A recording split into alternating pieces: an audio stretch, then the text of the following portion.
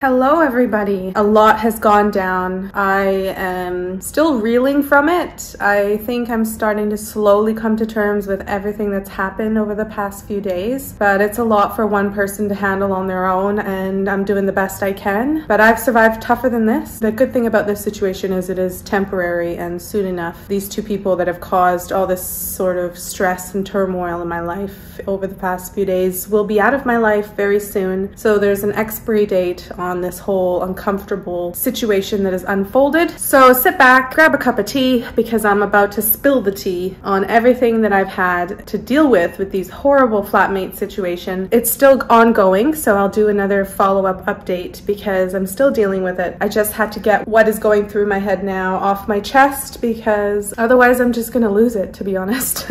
No, I'm gonna be fine. It was really raw, and it really is in your face because you live here. It was a horrible situation where I was on a tenancy agreement with two other people, so it was not technically a flatmate situation. So that in itself adds a little bit of complexity to the situation. So these two tenants decided to leave, and that left me in the flat still living here, but they're still on the lease until the 27th of July, and it's only the 19th of July today. So that has in itself created a lot of issues because they moved out on Saturday. I still have to live here, but they still have access to the unit technically whenever they want to come in, and they don't have to give notice to me because they are technically tenants on the leasing arrangement for this unit. And that's totally the main thing that I've had an issue with the past few days, is that I feel like they can just come into the unit, create a mess, cause drama, and there's nothing I can do because they're tenants here, and it's ridiculous. Any little thing that they can do to get back at me, they have done. So that's been really challenging to deal with because you have two people that are very spiteful, and you have me who is clearly obviously upset and reacting to that spiteful behavior. But I'm trying to do my best not to let it get to me, because the more energy I give to them, I just feed into exactly what they want, is just a reaction out of me. And so I've been trying to find my zen, not react, and give them the reaction that they want. And now I've just gone the route of totally ignoring them, not communicating through message like I was before, not trying to talk to them when they enter the premise, because they have entered a few times since they moved out. I avoided the unit while they were moving out, but when I returned in the evening after they moved out, the state of the flat was disgusting. There's no other word to put it. There was dirt and filth everywhere on the carpets, particularly in the girls' room. They had not done any cleaning, and keeping in mind that after Saturday, all the bills for the water, the power, that all fell now on me. So anytime they came into the unit and were using power, that's now something that I have to pay for. So, you know, strategically, I reckon they did that on purpose. They left a few things behind, rubbish everywhere, abandoned items that they didn't take with them. When they were packing, they packed up items that I had helped pay for. Never have a shared flat account, and do not give the full authority to have power over that bank account, so that you end up in a situation where I'm in right now, that I have no access to this shared flat account that I've been paying into since I lived here. They are essentially stealing the money from me, right from under me. I have no recourse. There's nothing I can do to access this shared flat account because the full ownership of that bank account falls under the one flatmate. He has refused to send me any of the bank statements so I can verify the way the money has been spent. Now looking back, it's a huge problem because that's essentially trusting this one person who owns the bank account to manage your money in a responsible manner. But things turned sour here, so now I have absolutely zero faith that they are spending the money in a responsible way that is fair and equitable and transparent. So I have no idea how they've spent my money. They are essentially stealing my money without my consent, spending it on items that I did not consent to purchase. You know, once the relationship started to break down here in the flat the last few months, they just started spending the money in there without even consulting me first. And when they moved out, guess what, guys? They took all of that stuff with them. The only thing they left here that we all paid for was the rubbish bin. Everything else, and I estimate it to be probably a value of a third of what I paid, about $50. So they just took all of those items without my consent and took it to their place, because if I didn't mention it before, these two people, they are actually moving out and living together. But this is the biggest thing that has bothered me in this whole process, is that they're essentially stealing from me and they're getting away with it. I can't believe it. It's their behavior is just unbelievable. These are individuals who are working professionals who have jobs where they need a level of responsibility, and this is how they treat somebody that they shared a house with. If I was a different person, I would be contacting their employers, but I'm not that type of person that's vindictive and malicious like that, so I'm letting it go. I'm choosing to let karma run its course with those two. Some divine intervention of whatever belief you may think. You can't just treat people the way they've treated me and get away with it. There's got to be some kind of recourse, whether it's not coming from me, that's fine, but in some other way they'll have to pay for what they are doing. You just can't treat people this way and get away with it. Now the latest thing is, because they didn't clean and they left the flat in such a state, I just wanted the house cleaned. Like, I was doing viewings, I was having people come through to see the room because the girls' room doesn't have a flatmate in there. I've confirmed one other flatmate, but I still haven't confirmed a third, and we're in the final week now that I need to find somebody, and I had to show the flat completely filthy yesterday. It was really awful because I didn't like how it looked, so how is somebody who's thinking about moving in gonna like how that looks? While I was finishing the viewing, the two flatmates came home. They were coming to collect plants that they had left behind from the move the day before, and they disrespected me in front of the woman that I was doing a viewing with. They spoke disrespectfully to me. It was just a really awkward situation. I had to apologize to the woman who I did the viewing with for their behavior because it was just really awkward. And the biggest thing is they came into the flat to get the plants. Somebody went into the bathroom and she put dirt and rubbish in the bathroom sink. Live spiders from her plant, just left it there, and then they left the flat and didn't come back to clean. And today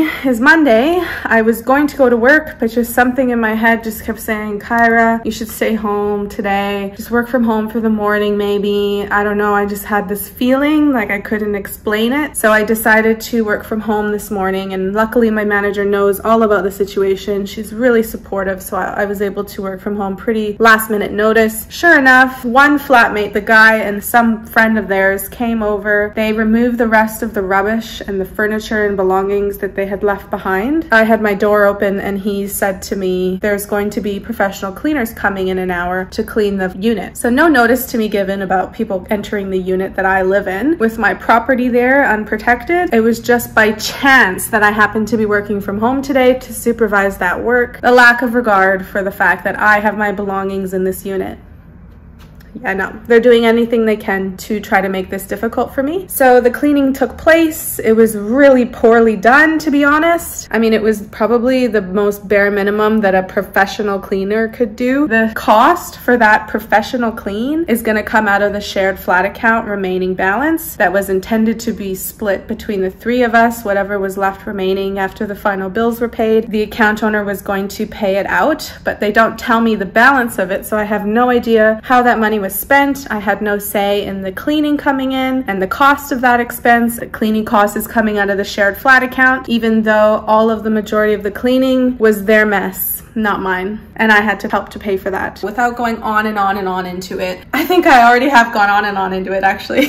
It was just a really bad situation, and it's almost over. It's not quite over yet. I still have 8 days left in the flat while they have access with keys to the unit, but that is update number 5,600. That's the latest update for the bad flatmate situation, and I hope, guys, that this is almost over. This was probably one of the most challenging things I've had to deal with in New Zealand. Like, this was even worse than when my car was stolen. Like, I've had really bad luck sometimes during this experience here in New Zealand, living abroad on my own, but now I'm a head tenant of a 3-bedroom flat in Wellington. I never ever thought that that would happen to me. What I've been living in for the past few months, no one deserves to be treated that way. No one deserves to be put through what they've put me through. But like I said, I gotta leave it up to karma, because there's nothing that I can do to resolve all of things that I feel have been wrong. So I have to let it go. The more that I dwell on it, the more power that I'm giving them, because I'm giving up my energy, and they don't deserve that. We're not gonna do that, people. We're gonna stay positive, look ahead. We're strong. We got this. We've been through so much tougher. Thank you to the real OGs who are listening now after it's been like 17 minutes of me talking to the camera. Thank you for listening, for being supportive to this channel. I'll see you guys next time. Bye. Hey everybody, thought I would come and give an update on the flatmate situation. So I've had a lot of viewings now. I think in total I've had 12 viewings with various people. It has not come to fruition to fill this third room yet. I have to be honest, it's been very frustrating because I dedicate a lot of my time and energy to arrange viewings. I have to make myself available at those times and it's just very time consuming. I'm so thankful that I found one flatmate and he's confirmed to move in. You know, I feel like I need to remind myself that when I'm feeling a little frustrated and overwhelmed with the fact that we're 5 days left before I have to start paying rent on both the rooms. I have invited about 5 people to take this room and all 5 have said no for various different reasons. I have to stay positive. Like, I had to give myself a pep talk because I just felt myself going down into the slump and I was like, Kyra, you need to snap out of it. Nobody's gonna be positive on your behalf. You have to be the one to stay optimistic, stay positive that you'll find somebody. Once that is sorted, I feel like a lot of the stress will just be lifted. I'll probably sleep a lot better, feel a lot better, and I'll just be able to close that whole chapter behind me. July was tough. June was okay. May was awful.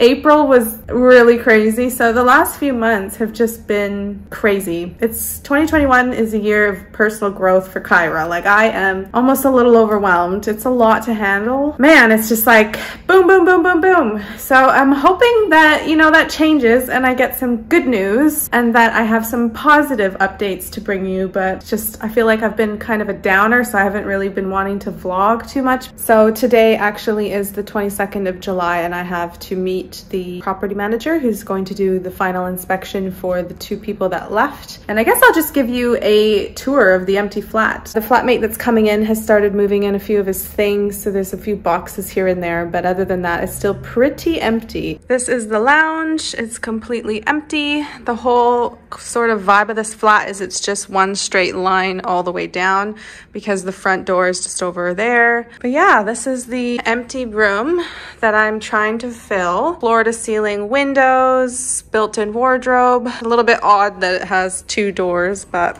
then this narrower hallway, because this side kind of dips a bit and makes it a little bit more wider. And then that leads into the second room, which is a little bit smaller. And that's the built-in wardrobe there. We all have these built-in wardrobes. Then you literally come into the kitchen, and this is the galley style kitchen. They managed to fit in even a dishwasher. The microwave used to be there, but the 2 that left took it with them. I've since purchased these things for the kitchen from Kmart. This is my room. I don't know if I've ever showed my room before, but yeah, that's my room and that's my built-in wardrobe that I use. Spot the plant babies over there. Doing well, doing well. Come over here. This is the flatmate stuff that he's moved in. We've got our main bath here. Pretty empty, just my stuff in here, just a shower as well. Quite nice. We have an in-suite washer dryer stacked, so don't have to worry about going anywhere to do your laundry. That's the front door, but also we have a toilet room. Really weird. It's just a room with a mirror sink and a toilet. That's it, right off the front door. And then we've got a bit of storage here for miscellaneous items. And then the front door. So that's the unit. That is where I've been living the past 10 months. Thanks for listening to my rambling. That's kind of fun to still record this stuff, even though it's frustrating now. It's going to be really interesting to look back on this in the next few years and say, hey, Kyra, when you were 29, you became a head tenant of a 3-bedroom central Wellington flat. Did you ever think you'd get there? No. Are you there? Yes. Okay, so funny enough, I finally emailed the agent and said, when are you planning on coming by today? And she emailed him back and said, sorry, I must have got my days confused. I actually did the inspection yesterday. So I'm really glad I decided to send that email and get that confirmed. But essentially she wrote back and said, most things seem to be in great condition. There's a few things on the carpet and walls that I need to reference back to the move-in photos. I'll be in touch in the next few days. I'm gonna go get myself a pizza because I deserve it. And I'm just gonna enjoy the rest of my day and my weekend because it's Friday and I need to move on. I need to move past this. I'm gonna go enjoy my pizza and I'll talk to you guys another time. Bye.